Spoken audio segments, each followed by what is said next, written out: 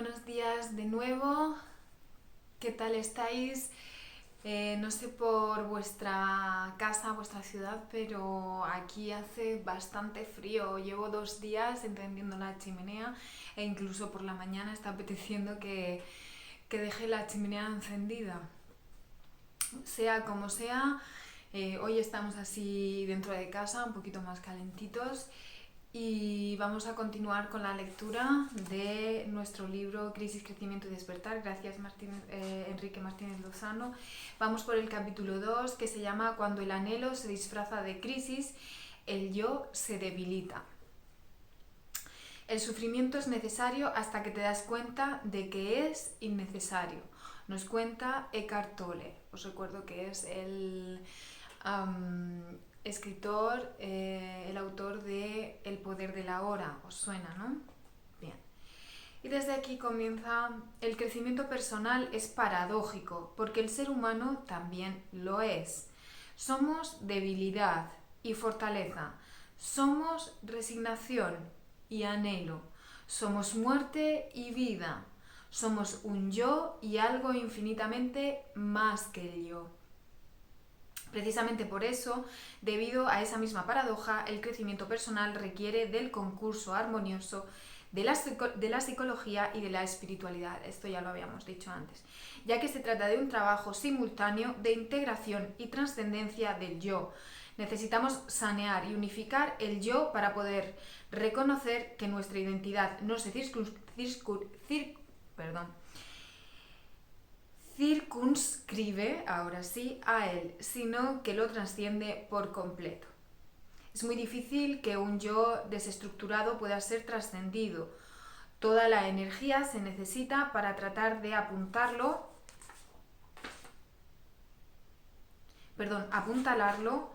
o sostenerlo. En este sentido, cabe decir que un yo psicológicamente frágil, al percibirse vulnerable, tenderá a protegerse por medio de varios mecanismos de defensa, en una búsqueda desesperada de supervivencia con el menor malestar posible.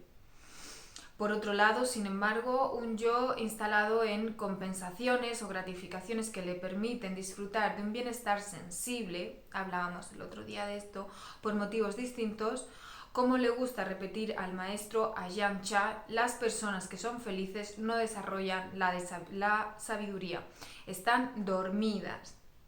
En este caso, el yo se ha estancado en su propio fortalecimiento, guarecido en su caparazón narcisista, girando sobre sí mismo y recurriendo a los mecanismos de la identificación y de la apropiación, a través de los cuales consigue una cierta sensación de consistencia.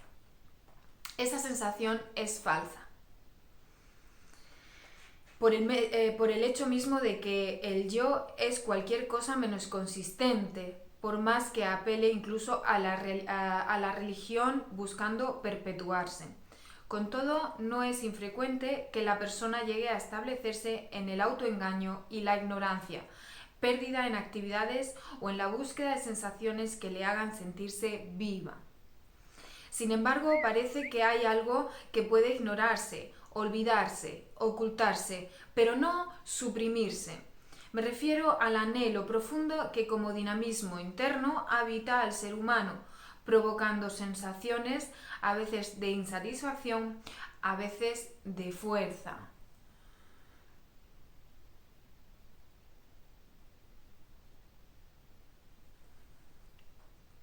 Se trata de un anhelo que empuja hacia un crecimiento que no conoce final. En condiciones adecuadas, la persona se ve interiormente dinamizada en un camino de superación. Pero cuando desoye reiteradamente esa voz, es probable que experimente una sensación de insatisfacción, que puede alcanzar el vacío, el sinsentido existencial. El ser humano se encuentra, por tanto, tironeando entre exigencias narcisistas del yo pequeño, la mente, el ego, la personalidad, y el dinamismo de un anhelo que no puede negar.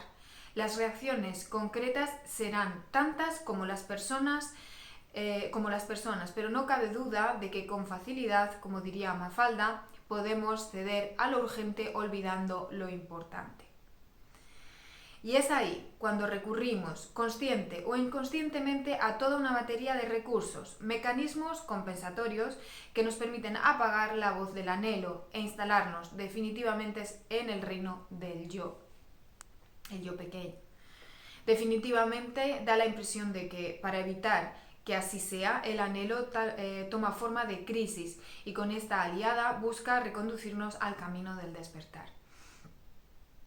Porque en realidad este es el gran aprendizaje que tenemos que hacer en la vida, reconocernos en quienes somos. Ello requiere pasar del yo a eso que lo observa y que no puede ser observado, por lo que tampoco puede ser nombrado con propiedad. Para dar ese paso, la vida no cejará en su empeño y nos irá brindando todo lo que podamos necesitar para lograrlo. Aquí podríamos pensar que deberíamos de vivir con un poquito más de tranquilidad, ¿no? Un poquito más de escucharnos, un poquito más de sentirnos y de fluir. Esto significa que todo lo que la vida nos depare, haremos bien en verlo como una oportunidad para aprender, crecer, aprovechándolo como tal.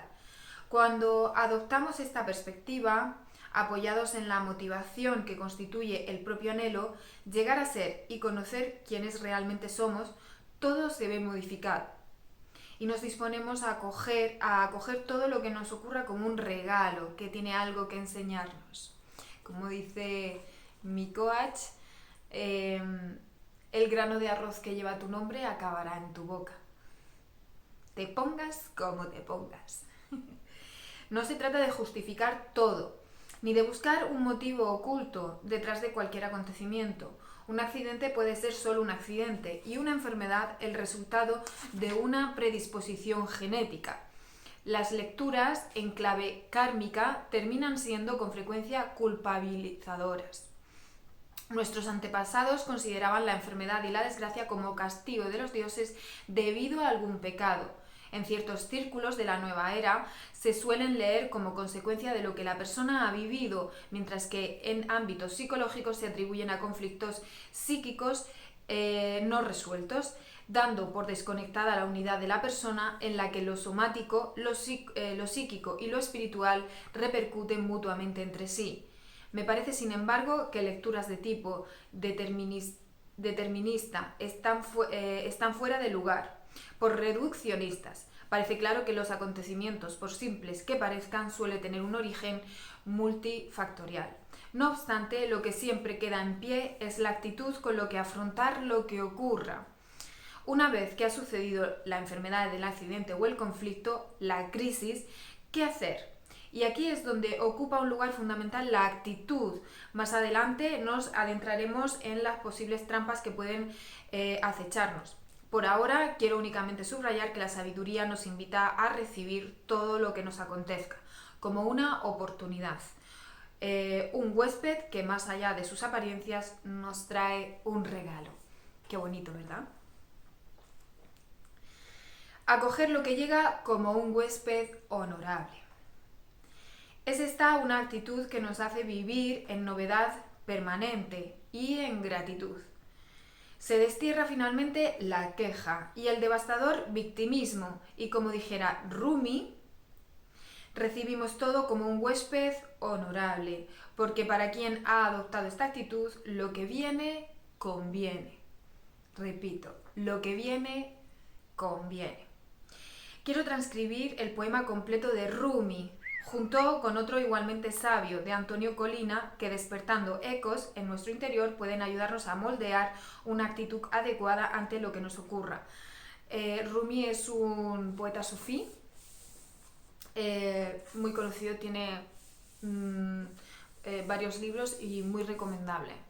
Rumi dice: cuando el anhelo se disfraza de crisis, el yo se debilita. El ser humano es una casa de huéspedes. Cada mañana un nuevo recién llegado, una alegría, una tristeza, una maldad, que viene como un visitante inesperado. Dales la bienvenida, recibe a todos.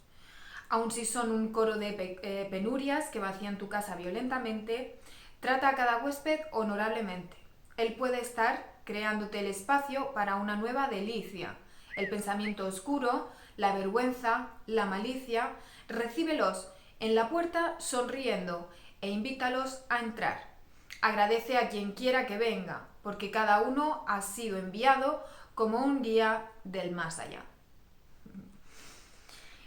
Dice ahora el siguiente poema, La visita del mal.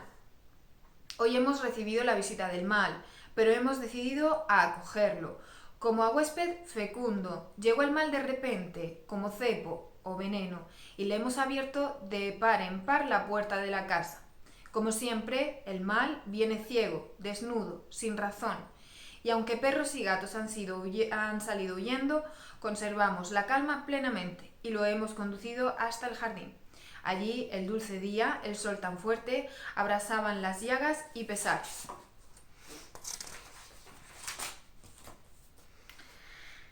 Resecaban la sangre de las heridas y borraban el espeso hedor del aire. Nos ha llegado el mal como un cuchillo airado en sótanos de sombra, mas casa y corazón están abiertos. Una vez más tuvimos que poner amor donde el amor no se encontraba, y no hay mordaza, dardo, aguja, y él que no pueda fundir la hoguera musical que, de monte a monte, hoy propaga el otoño. He entrado unos momentos en la casa para sacarle el pan y la bebida al huésped iracundo. Quise alegrarle el corazón, poner un poco de calor en su cara de hielo. Con sosegada paz volví al jardín, para abrazar el mal, pero no pude, pues lo encontré caído y moribundo, de luz y de silencio, entre la hierba. Hoy hemos recibido la visita del mal, mas pronto hemos tenido que enterrarlo debajo del naranjo y de su aroma, donde zumbaban las abejas. A solas nos tuvimos que beber el vino que sacamos para el huésped, el dulce vino del más hondo olvido. Muy bonitas.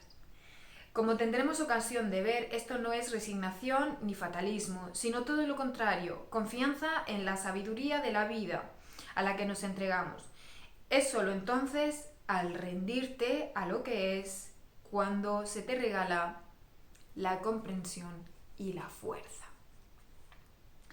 Pero la rendición no se suele conseguir a la primera. Antes de rendirnos, protestamos, nos rebelamos, nos rebotamos. Con frecuencia son los golpes reiterados los que nos van ablandando, y es la impotencia experimentada en la crisis la que nos lleva a entregarnos a lo que es.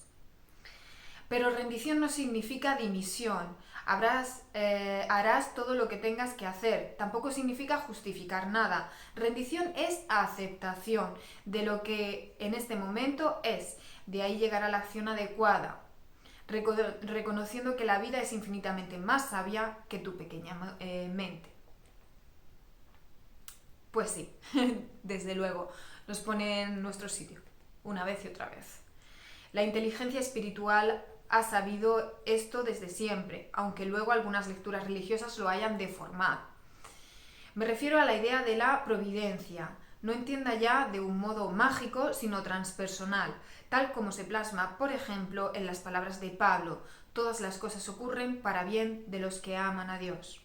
Más allá de los límites de la religión, la expresión los que aman a Dios hay que entenderla refiriéndose a quienes están dispuestos a desidentificarse de su yo, a quienes viven desde el anhelo profundo, a quienes aman la verdad de lo que es. La crisis, morir para nacer. Decía que cuando no le queda otro camino, el anhelo, la vida, se disfraza de crisis, buscando sacarnos de la provisionalidad en la que nos habíamos instalado, como si fuera nuestra meta definitiva. En efecto, si algo tienen en común todas las crisis, cualquiera que sea el aspecto afectado, es el hecho de que el yo se ve debilitado. Es él quien realmente se siente cuestionado y revuelto cuando tiene un contratiempo en sus bienes, en su salud, en sus afectos, en sus proyectos, en su propia imagen. La imagen que tiene de sí mismo, que evidentemente pues, es una parte de lo que es y está condicionada. Al entrar en crisis caen las certezas anteriores. Se hace presente un oleaje emocional más o menos intenso y se producen reacciones que en un primer momento serán un reflejo de la historia psicológica del sujeto. Poco a poco, si la persona no huye, se empieza a percibir la extraña fragilidad y vulnerabilidad del propio yo. Se trata de un momento crucial que puede decidir el futuro de quien se halla en su situación. Si la ve como oportunidad y pone los medios adecuados, saldrá de ella fortalecido y, lo que es más importante, con una consciencia más clara de su propia identidad. Al debilitar el yo, la crisis nos permite ver su inconsistencia. Se trata de aprovechar ahora ese impacto para tomar distancia de él y aprender a descansar en la nueva identidad que se empieza a percibir. En el momento mismo en que descubro que no soy la mente, empiezo a ser dueña de ella, de mi propia mente. Y a partir de ahí bastará un toque de atención para no reducirme nunca más a ella ni a sus contenidos, pensamientos, sentimientos, emociones, reacciones. Si hasta ese momento era la mente la que gobernaba mi vida, sin ni siquiera darme cuenta, a partir de los mensajes y hábitos con los que había crecido, ahora he descubierto y experimentado mi libertad frente a ella, desde la emergencia de la nueva identidad que se me ha regalado, eso que la observa. Indudablemente la inercia mental sigue siendo fuerte. Por eso habrá que poner todo el cuidado en no perder ya esa distancia con respecto a ella. O lo que es lo mismo, aprender a anclarse en la nueva identidad descubierta, que tiene color de misterio y sabor de ecuanimidad. Porque si bien es cierto que no se puede pensar, es infinitamente más grande que el pensamiento. No lo es menos que se puede vivir y permanecer en ella, en ese no saber plenamente sabio. Una vez experimentados, se trata ahora de un ejercicio constante de adiestramiento para no dejarse encerrar de nuevo en la identidad egoica, sino salir de ella en cuanto detectamos el encierro. El objetivo que buscamos no es sentirnos bien, sino permanecer en contacto con quienes realmente somos. Todo lo demás se nos irá dando. Para la persona que permanece anclada en su verdadera identidad, tendremos ocasión de volver sobre ello a lo largo de todas estas páginas, todo está bien. Lo que decíamos antes, lo que viene con bien. Permanece ecuánime e inalterable en toda circunstancia, no por un esfuerzo especial, sino porque se halla en un territorio donde no cabe la alteración.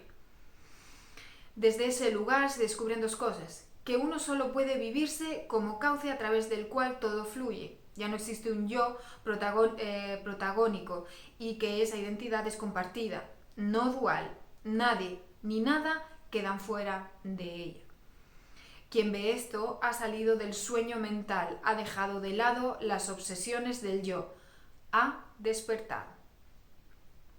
Pero para llegar aquí, normalmente el yo ha tenido que debilitarse, verse frágil, vulnerable, porque el paso de un nivel de conciencia al otro, del mental al transpersonal, es una muerte. De nuevo la paradoja, no podemos nacer a quienes somos sin morir a lo que creíamos ser.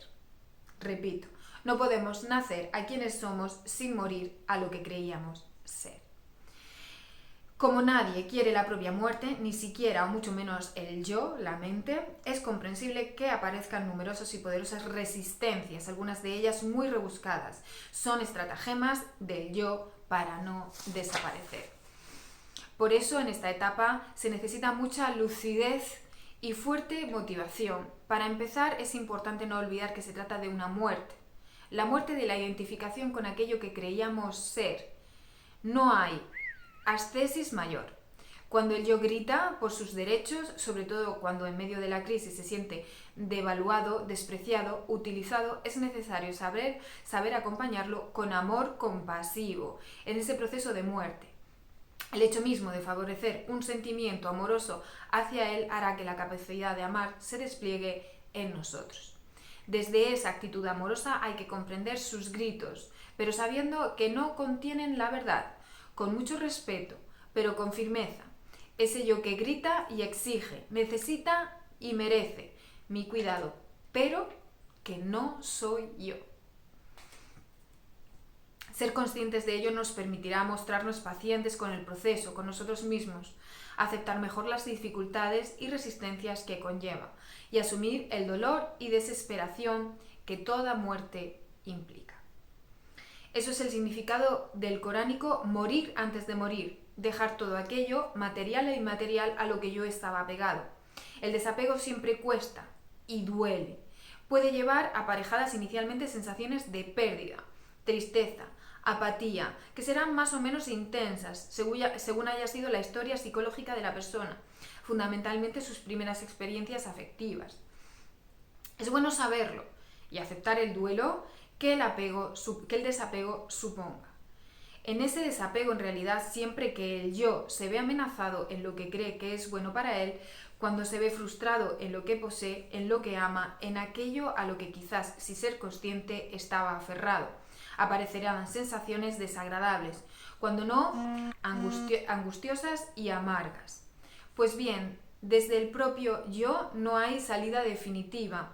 Se podrá trabajar en la reeducación, en el ajuste de sus propias creencias irracionales, como propone la escuela cognitivo-conductual, pero la liberación únicamente se produce cuando es posible la desidentificación del propio yo. Al deshacerse esa identificación, ha caído el yo y solo queda conciencia. La persona puede decir, ahí está la sensación desagradable, pero no la niego ni la reprimo, pero no soy ella. Lo puedo observar y no me afecta en quien realmente soy. Dicho de otro modo, la muerte del yo solo es posible cuando y porque la persona ya se ha desidentificado de él, es decir, vive en la nueva identidad que la trasciende. Morimos a lo menos porque hemos experimentado lo más. Ocurrió algo similar como proceso cuando en nuestra infancia abandonamos la identidad corporal porque había emergido la identidad mental. No se trata, por tanto, y una vez más, de voluntarismo, sino de comprensión, es decir, de sabiduría, que nos ha hecho descubrir y reconocernos en nuestra identidad profunda. Desde ella, el yo, la mente, como antes el cuerpo, es visto como un objeto que tenemos, pero que no somos. Y la propia mente es trascendida, porque en línea con el Abid islámico, muere antes de morir. El que muere antes de morir, cuando le llegue la muerte, ya no morirá. Continúa la debilidad del yo como una oportunidad. Como resultado de este proceso, aprendemos también algo que para el yo era imposible asumir. El problema no está en la situación, muchas veces no es a ella a la que tengo que modificar, aunque es evidente que en otros casos se impondrá el compromiso por hacerlo, sino en la identificación con mi yo, la actitud, como hablábamos antes. El yo se resiste a aceptar que su malestar no sea por culpa de los otros. Nos suena, ¿verdad? Del mismo modo que rechaza que todo lo que le crispa esté en sí mismo como su sombra, antes que en los demás. Cuando se siente mal necesita a alguien a quien culpar. Es tan fácil y tan gratificante para ello caer en el victimismo, imaginando circunstancias en torno a lo sucedido. Esto también lo podemos materializar en nuestra mente, ¿verdad? Un victimismo que se expresa en la forma de que ¿por qué me han hecho esto a mí? La pregunta ¿por qué? Es la misma que repetíamos en la infancia cada vez que nos atenazaba un sufrimiento emocional que no entendíamos. ¿Por qué? ¿Por qué? En aquel entonces nos quedábamos sin respuesta, porque la pregunta siguió viva hasta hoy. Pero la insistencia en el a mí es obra del ego, al que alimenta y fortalece, aunque en realidad termina conduciendo al abismo del hundimiento. Frente a esa importancia que el ego se atribuye a mí, sería bueno aplicar la regla número 6 de Wayne Dyer. Lo cuenta de este modo. 2 primeros ministros están en una habitación discutiendo problemas del Estado. De repente irrumpe un hombre, casi apoplético de furia, y se pone a gritar, a dar patadas y puñetazos en la mesa. El primer ministro del país anfitrión le dice: Peter, hace el favor de recordar la regla número 6, con lo cual Peter recobra la calma, pide disculpas y se retira. Los políticos reanudan la conversación, pero tras 20 minutos los vuelven a interrumpir, en esta ocasión una mujer histérica, con los pelos de punta, que no para de gesticular. El primer ministro le dice: por favor, Marie, recuerda la regla número 6. Vuelve a reinar la calma y la mujer se retira pidiendo excusas con una inclinación de cabeza. La tercera vez que se repite la escena, el primer ministro, que está de visita en el país, le plantea lo siguiente a su colega: amigo mío, he visto muchas cosas en mi vida, pero nada tan extraordinario como esto. ¿Le importaría compartir conmigo el secreto de la regla número 6? Muy sencillo, contesta el primer ministro del país anfitrión. La regla número 6 es: no seas idiota, no te tomes tan en serio. Ah, una regla excelente, dice el otro político. ¿Y puedo preguntarle cuáles son las demás reglas? No existe.